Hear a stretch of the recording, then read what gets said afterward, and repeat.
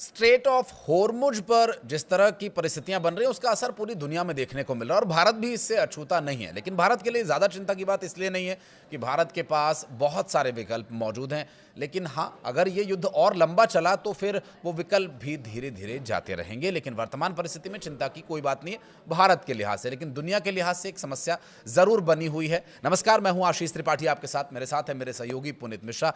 पुनीत, इस वक्त जो युद्ध की स्थिति है, अमेरिका के बयान देखें तो अमेरिका ये कहता है कि ये युद्ध ज़्यादा लंबा चलेगा नहीं, हम इसे बहुत जल्द ख़त्म कर देंगे। ईरान कहता है कि हम तय करेंगे कि युद्ध कब ख़त्म होगा। लेकिन युद्ध की ताज़ा स्थिति क्या है और जो हमले हो रहे हैं, चाहे वो तेहरान पर हो रहे हों, इस्फहान पर हो रहे हों, तेल अवीव पर हो रहे हों या फिर गल्फ़ कंट्रीज़ में हो रहे हों, इस वक्त ताज़ा स्थिति युद्ध की क्या कह रही है? देखिए, ताज़ा स्थिति युद्ध की कह रही है कि जो इंटेंसिटी शुरुआत में थी वो इंटेंसिटी बनी हुई है और उस इंटेंसिटी को बरकरार रखने का काम ईरान ने, मतलब उसको इंटेंसिटी को मेंटेन करने का काम ईरान कर रहा है इस वक्त। और रही बात इजराइल या अमेरिकी हमलों की, तो वो लगातार हमले जारी हैं, इसकी खबरें हमने देखा है। ऑयल इंफ्रास्ट्रक्चर के ऊपर अटैक हुआ, पानी के ऊपर अटैक हुआ, ये हमने आपको बताया है। और मिडिल ईस्ट में जो बाकी अमेरिकी साथी हैं, जो मुल्क हैं, उनके ठिकानों से, उन जगहों से लगातार हमले किए जा रहे हैं और उसका जवाब ईरान की तरफ से दिया भी जा रहा है। लेकिन ईरान जो है वो, मैंने शुरुआत में आपसे कहा कि इसको मेंटेन किए हुए, तो मेंटेन करना मतलब एक बात होती है कि आपका जो ज़ख़ीरा है वो खाली होता जा रहा है और उसको फिर रिफिल करना और उसके बाद फिर उसको मेंटेन करना बड़ा मुश्किल होता है। ईरान को सबसे बड़ी बात, आशीष आप भी ये मानेंगे कि ईरान को समझने में या ईरान को जानने में या ईरान को आंकने में या उसकी थाह पाने में, हाँ, ये शब्द बहुत बढ़िया, थाह पाने में अमेरिका या इजराइल जो हैं वो नाकाम रहे हैं। हाँ। और पूरी दुनिया ही नाकाम रही है, मेरा ही मानना है। उनको ये लग ही नहीं रहा था। 1980 का दशक याद कीजिए, जब इराक और ईरान के बीच युद्ध हुआ था और उसके बाद ईरान ने अपने आप को बहुत तैयार किया है, बहुत तैयार किया है और उसकी अभी की रणनीति जो है, जो मैंने कहा मेंटेन किया हुआ है, तो वो थकाने वाली रणनीति ज्यादा नजर आती है। ऐसा नहीं, एक युद्ध होता है कि आप सीधा हमला करें और सामने वाले को परास्त कर दें, उसको हरा दें, उसका सब कुछ तबाह बर्बाद कर दें और वो सरेंडर कर दें। एक ही होता है, एक ही होता है कि आप कितने वक्त तक युद्ध में रह सकते हैं।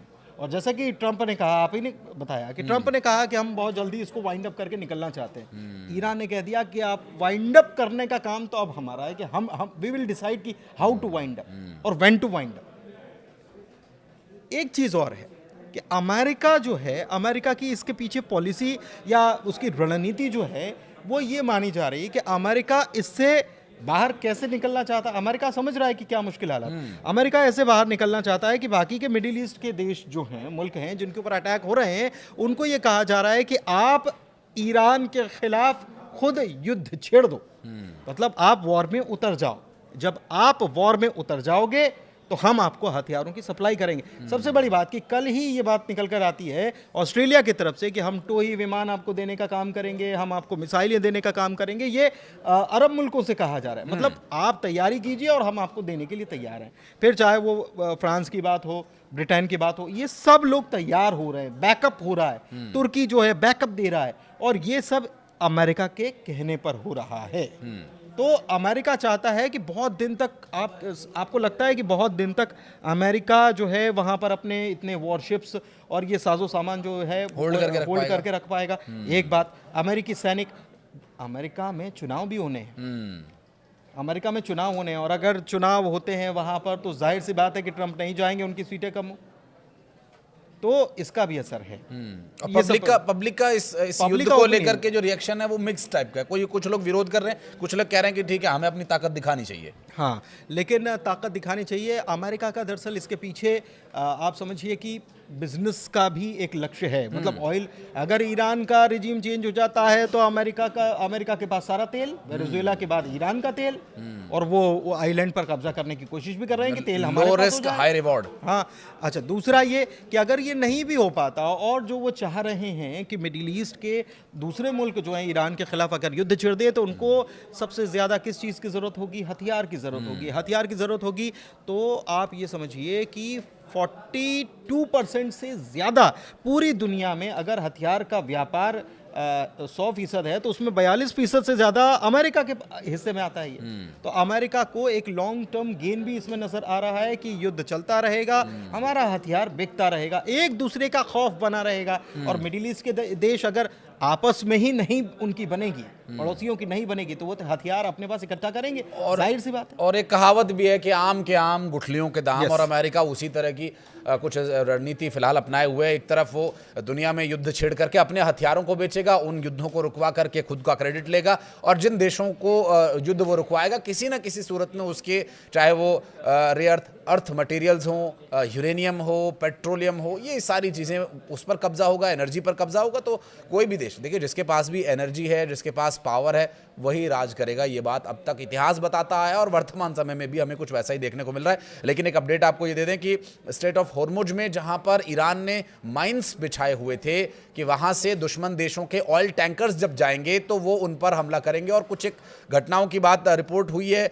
कुछ एक ऑफिशियली तो ये सामने नहीं आया, लेकिन हाँ अमेरिका ने ऑफिशियली ये बयान जरूर जारी किया है कि वहां पर जो वॉरशिप्स या छोटी शिप्स इन माइंस को बिछाने के लिए 10-12 शिप्स वहां ईरान ने लगाई हुई थी, अमेरिका ने उसे टारगेट करके हमला किया है। स्ट्रेट ऑफ हॉर्मुज पर वापस आते हैं, ऑयल की बात करेंगे। दुनिया में अब इसका असर पुनीत दिखने लगा है कि तेल की सप्लाई को लेकर के चर्चा होने लगी है, रूस के बयान सामने आ रहे हैं, फिर भारत अपने इंटरनली कुछ कील काटे दुरुस्त कर रहा है। बहुत आप हम बात कर रहे हैं straight of Hormuz, America, Israel, Iran, तमाम मुल्कों की। एक बहुत छोटी, इस सब के आगे एक बहुत छोटी बात मैं बताता हूँ। आज एक मैसेज आया मेरे पास, और उसमें हमारा जो किराना शॉप वाला है उसने कहा कि साहब पॉलीथीन जो है वो मैं आपको नहीं दे पाऊंगा, थैलियाँ जो हैं, प्लास्टिक कैरी बैग्स जो हैं वो अवेलेबल नहीं हैं, पेट बॉटल्स में ऑयल और दूसरी चीज़ें जो हम आपको देते हैं वो हम नहीं अरेंज कर पा रहे हैं, क्योंकि प्लास्टिक का दाना नहीं मिल पा रहा है। प्लास्टिक का दाना इसलिए नहीं मिल पा रहा है क्योंकि मिडिल ईस्ट में वॉर चल रहा है, इसकी वजह से कीमतें बढ़ने लगी हैं और दे कांट अफोर्ड। इंडिया में कोई भी पॉलीथीन के पैसे नहीं देता, ये आपको मालूम है। खैर, इससे इतर इन चीज़ों का मतलब ये परिलक्षण कहाँ हो रहा है, इसका मैं बताना चाहता था कि असर कहाँ तक जा रहा है। तो असर वहाँ से शुरू हुआ और यहाँ तक आ चुका है। ठीक है कि पॉलीथीन की भी दाम बढ़ गए तो जाहिर सी बात है कि कोई क्यों उसको इतने महंगे दाम पर क्यों खरीदेगा, जाहिर है। ठीक है, तो एक तो ये तो बहुत छोटी सी बात कि प्लास्टिक के दाने की बात है ये, और ऑयल की बात है तो ऑयल से बहुत ज़्यादा प्रेशर बनता हुआ नज़र आ रहा है, और ईरान की मंशा भी यही है। ईरान यही चाहता है कि ये प्रेशर पूरी दुनिया पर क्रिएट हो। जब दुनिया पर प्रेशर क्रिएट होगा तो पूरी दुनिया अमेरिका के ऊपर प्रेशर ये इम्पोज करेगी, पलट कर अमेरिका के ऊपर प्रेशर बनेगा।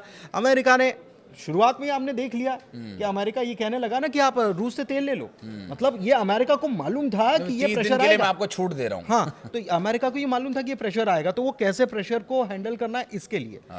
एक खबर ये पुष्टि नहीं हुई है, लेकिन एक खबर ये भी है कि अब पुतिन जो है उन्होंने भी ऑयल को थोड़ा सा कंट्रोल करना शुरू कर दिया है।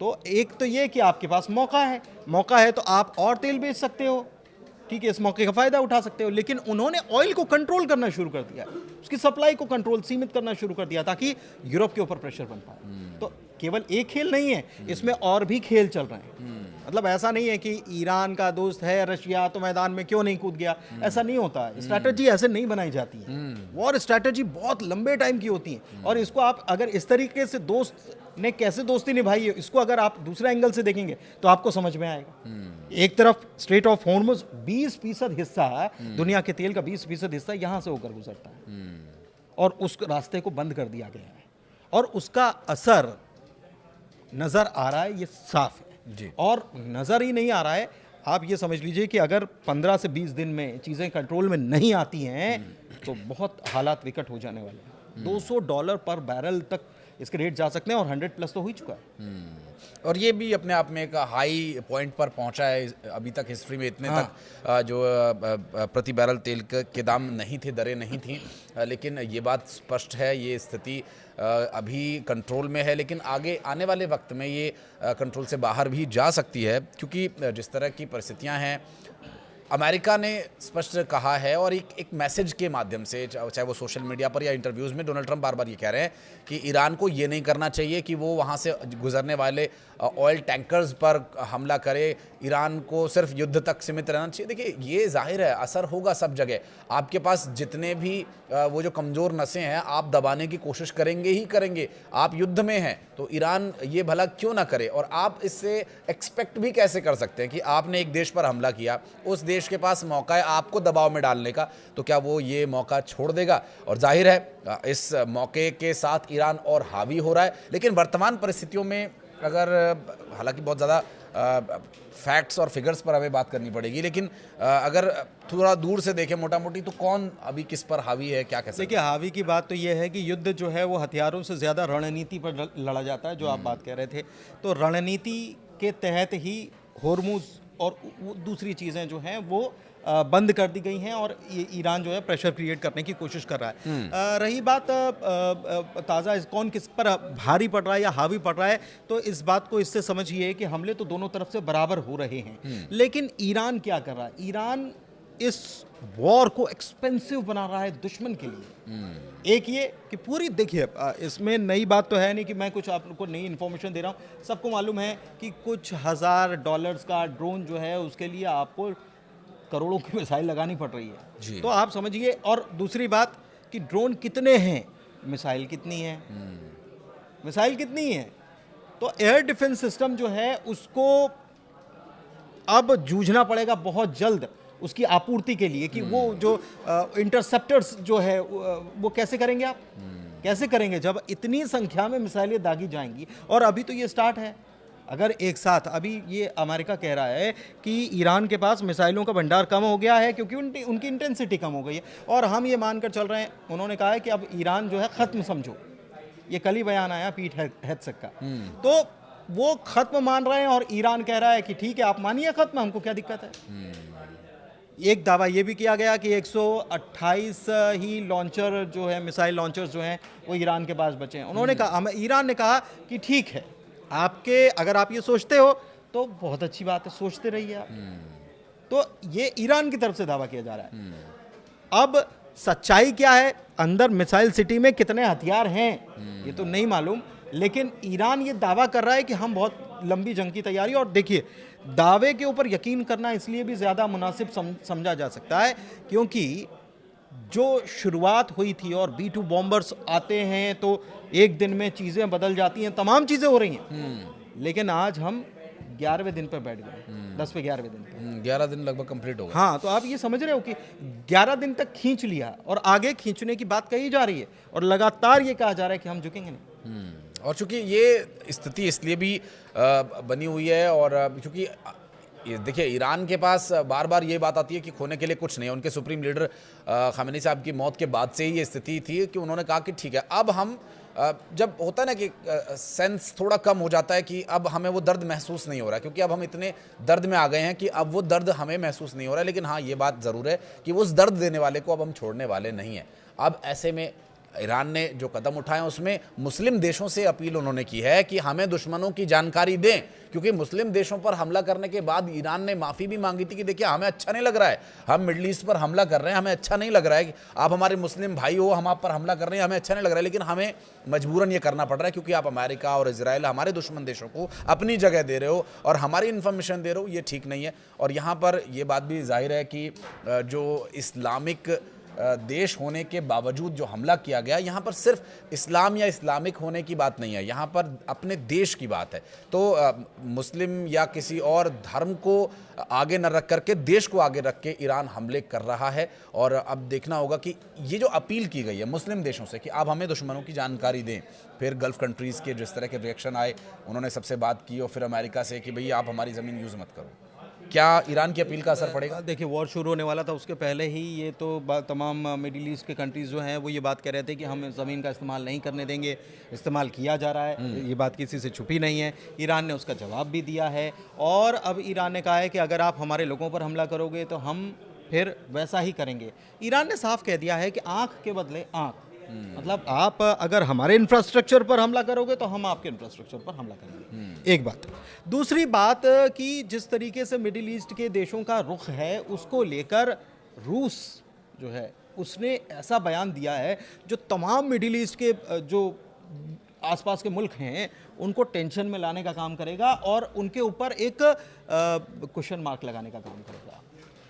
रूस के विदेश मंत्री जो हैं उनकी तरफ से बयान आया है और उन्होंने बोला है, उन्होंने पूछा है सर्गेई लावरोव ने कि 170 छात्राएं, स्कूली छात्राएं जिनके ऊपर अटैक हुआ और ये युद्ध अपराध है एक प्रकार से, उस पर कौन कौन से ऐसे मुस्लिम देश हैं जिन्होंने इसकी भर्त्सना की, इसकी निंदा की या इसके खिलाफ कोई उन्होंने कदम उठाया या कोई बयान दिया। और ये तक पूछ लिया है उन्होंने कि आप कैसे मुसलमान हैं, ये तक पूछ लिया है कि आप कैसे मुसलमान हैं। हमने तो सुना था कि मुसलमान केवल खुदा से डरता है, तो आप कैसे मुसलमान हैं। और फिर शायद मुसलमान सिर्फ ईरान या ईरानी हैं, ये भी उन्होंने, ये सर्गेई लावरोव का बयान है। एक चीज़ और है कि मिडिल ईस्ट के देशों की जो भूमिका है उसको अब मैंने आपको पहले भी बताया कि वॉर में उनको और डायरेक्ट इन्वॉल्व करने की कोशिश की जा रही है। मिडिल ईस्ट के देश अब चाहते हैं कि अगर शांति नहीं हुई तो बिगाड़ा हो जाएगा, नुकसान हो ही रहा है। मतलब एक तरफ आपका व्यापार रुका हुआ है, दूसरी तरफ जो आपका प्रोडक्शन है उसके ऊपर भी अगर अटैक हो रहा है तो और नुकसान है। और किसके लिए? जो दूर बैठा हुआ है। हैरानी की बात यह है कि डर क्या दिखाया जा रहा है। एक नया बयान जो डोनाल्ड ट्रंप का कल बयान आता है कि आपको याद है कुछ दिन पहले इजराइल में अमेरिकी जो दूत हैं उनकी तरफ से ये बयान आया था कि इजराइल को ग्रेटर इजराइल बन जाना चाहिए 2030 तक। 2030 तक इजराइल को ग्रेटर इजराइल का नक्शा अगर आप देखेंगे तो उसमें तमाम मिडिल ईस्ट के देश जो हैं वो कवर अप हो जाते हैं। और अमेरिका के प्रेसिडेंट कह रहे हैं कि अगर हम हमला नहीं करते तो ईरान कब्जा कर लेता मिडिल ईस्ट पे। वही तो बात है। तो देखिए ये डर दिखाने की कोशिश की जा रही है। कहाँ कि हम बात कर रहे हैं अपने उन लोगों की, वो लोग जो प्रदर्शन कर रहे हैं उनकी हम बात कर रहे हैं कि उनकी चिंता हम कर रहे हैं कि वहाँ की चिंता के लिए हम चाहते हैं रिजीम चेंज हो जाए। फिर आपने कहा कि ये यूरेनियम इकट्ठा किए हुए हैं। अच्छा एक बात आप समझिए, मतलब ये बड़ी हास्यास्पद बात है कि ईरान कभी भी मतलब ये जो दर्शक देख रहे हैं, पूरी दुनिया जो देख रही है उसको ये तो समझ में आ जाएगा कि क्या चीजें चल रही हैं। ईरान कभी भी परमाणु बम बना सकता है, ये अमेरिका कह रहा है। और अगर हम उसके ऊपर कंट्रोल नहीं करेंगे तो वो आज नहीं तो कल बना लेगा। ठीक है, तो अभी तक क्यों नहीं बनाया? आप ये समझिए कि ईरान को क्या ये नहीं मालूम है कि हम परमाणु बम बना लेंगे तो फिर उस दिन हम पर हमला नहीं होगा? अगर परमाणु शक्ति बन जाएंगे तो अमेरिका क्या ऐसे डायरेक्ट हमला कर सकता है क्या?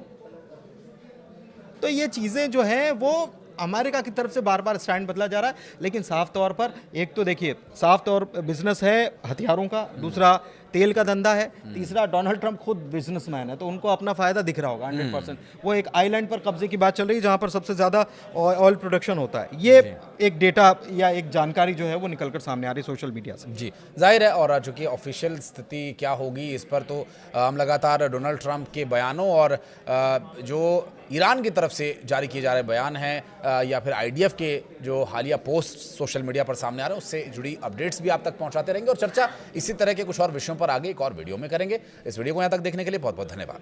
शुक्रिया।